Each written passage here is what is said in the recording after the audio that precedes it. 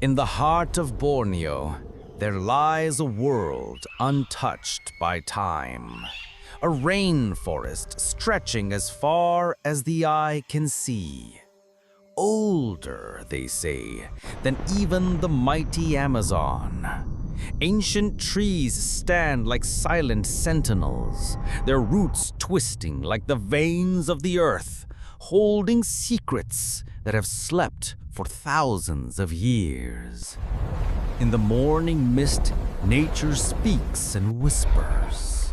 The murmur of rivers, the call of the hornbills soaring above, and the wind that carries messages from the past. Here, the Dayak people live. They are not mere inhabitants of the forest. They are its guardians, interpreters of nature's signs, and storytellers of unwritten legends.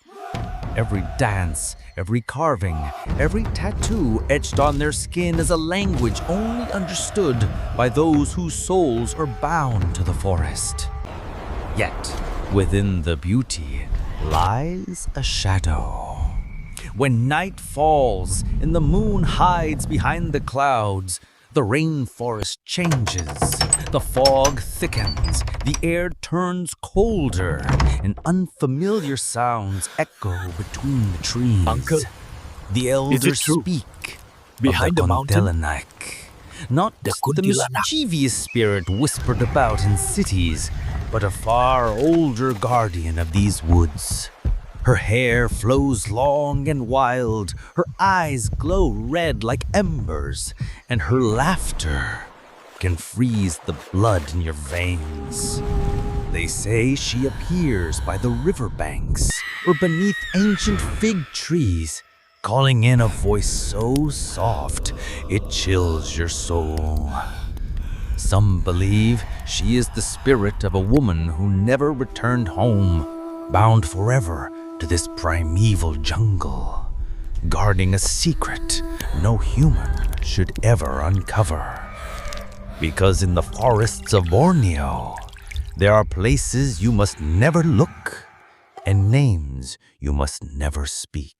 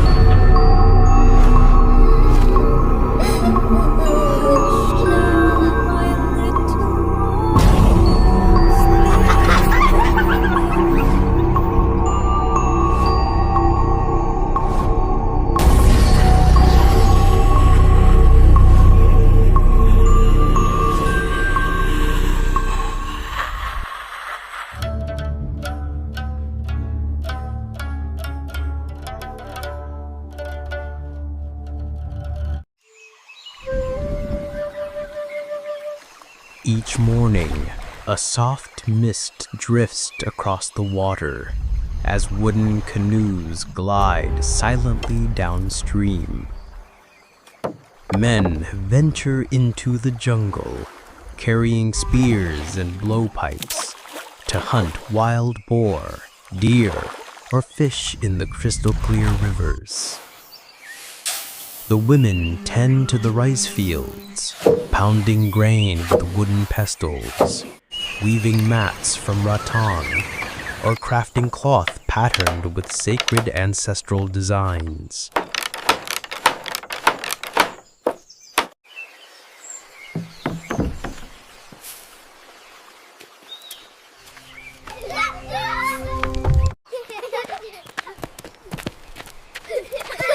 children laugh as they play beneath the towering trees, climbing, running, or gathering around their grandmothers, listening to old stories of the spirits of When the the world forest was young, and guardians the of the spirits river. of the forest roamed freely among us.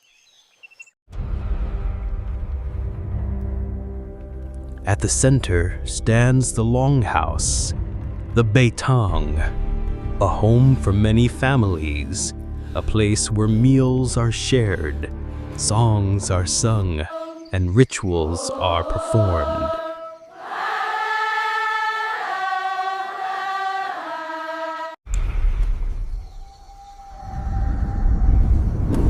Its walls carved with ancient symbols, its pillars standing as witnesses to generations past. Night in the village is filled with torchlight, the echo of gongs, and sacred dances honoring the ancestors.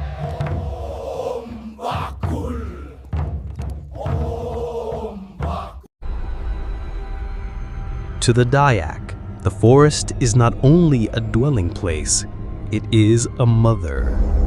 The river is their lifeblood, and the spirits of their ancestors walk among them still. This is the daily life of the Dayak people, peaceful, harmonious, deeply rooted in tradition. But beneath this serenity, there lingers another story, a story rarely spoken aloud, for whenever it is told, the night wind itself seems to tremble. It is a dark legend, the tale of a young woman, a soul who could not find peace. Her name was Ranying.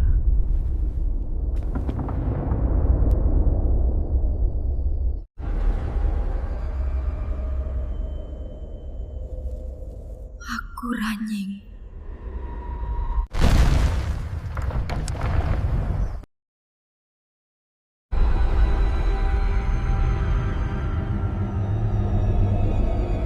On the night Ranying died, the forests of Borneo seemed to fall silent.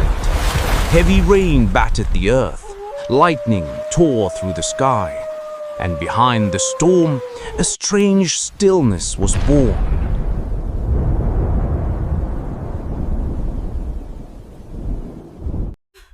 Ranying, a gentle Dayak maiden full of hope, breathed her last breath while struggling to give birth.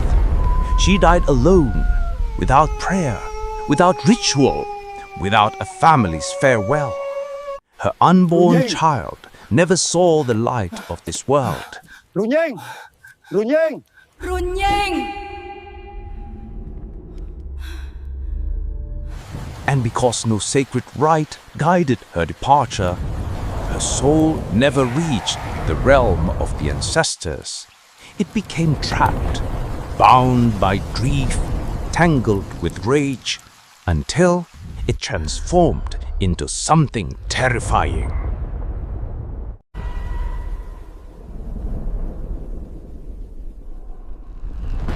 From that night, the village was never the same. At first came the cries of a baby, soft, fragile, aching with sorrow. But anyone who followed that sound was led deep into the jungle, never to return.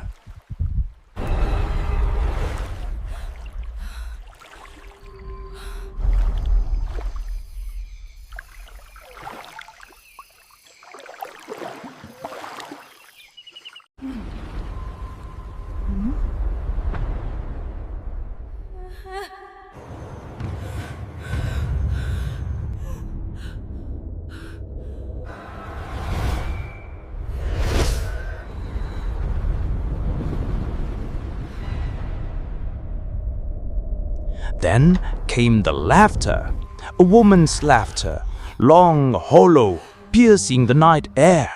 It drifted between the longhouses, waking children in fear. keeping men from hunting after dusk, forcing women to whisper prayers at their doorsteps.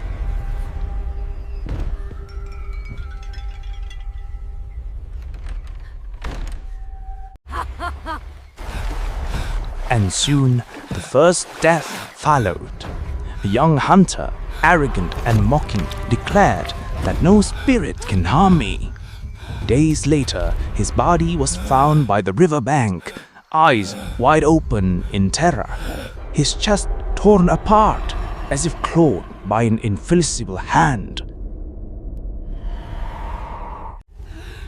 The elders whispered the truth. This is no longer Rangning. This is Kuntilanak, the spirit of a mother robbed of her child, a spirit that seeks vengeance on the world that let her die alone.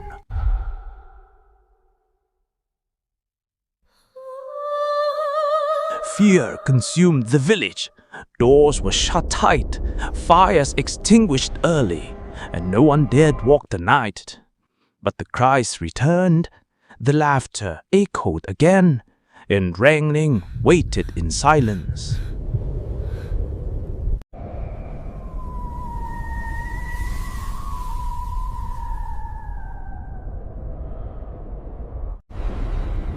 The elders knew only ritual could bring peace.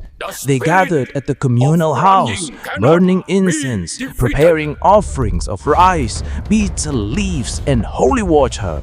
Chants rose into the air. Gongs and drums echoed with ancient rhythm, reaching the world of the living with that of the spirits.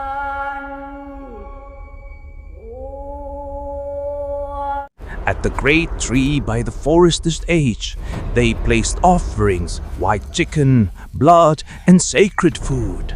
Smoke curled upward into the dark sky as the elders moved in sacred dance, their words calling upon the ancestors. The wind roared. The cries of the infant blended with the shrill laughter. Houses trembled, torches flickered to nothing. Yet the chants did not cease, the drums did not falter. Until, slowly, the voices faded. The cries vanished, the laughter dissolved, and the forest returned to silence. That night, the people believed Rangning's soul was finally calmed. But deep down, they knew she never truly left.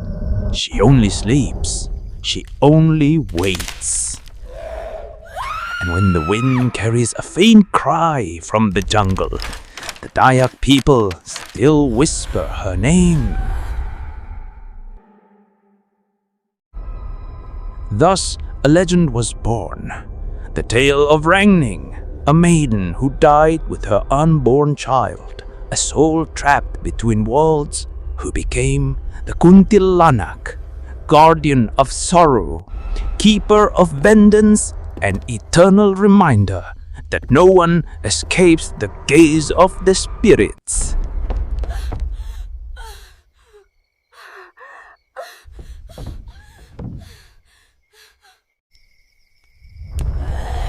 Her name was once Rangning, but now she is remembered only as Kuntilanak.